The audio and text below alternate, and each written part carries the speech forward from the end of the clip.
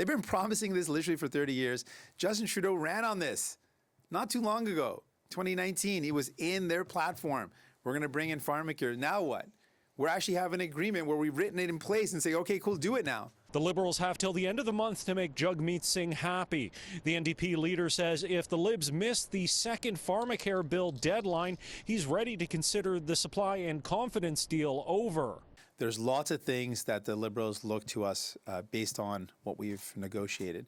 And those things will no longer be on the table. We will no longer support passage of bills. We will no longer speed up the passage of bills. The Liberal NDP pact was signed in spring of 2022, the NDP agreeing to support the government on key votes in exchange for certain policies. The Liberals needed to introduce a Pharmacare bill by the end of last year. The NDP extended that deadline to March 1st, but there are just 7 sitting days till then.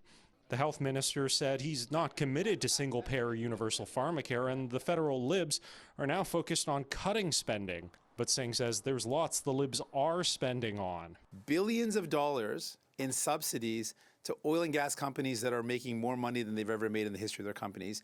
Hundreds of millions of dollars to consultants where that money could have gone to the public service. $60 million for an app that the Auditor General says you don't even know where you spent the money. We definitely are conscious as our priority when it comes to economic policy of acting in such a way that creates conditions that will make it possible for interest rates to come down. I say profit, you say doesn't care. Profit! Doesn't care! Profit!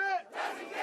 Outside Parliament, a small rally calling on the feds to act on Pharmacare and stop the expansion of private health care. Unifor National President Lana Payne says she hopes the deal can continue, pointing to national dental care as something the two parties have achieved. These are affordability issues too. The more that we can invest in health care and dental care and pharmacare, the less Canadians have to pay out of their pockets. In Ottawa, Xiaoli Li, City News.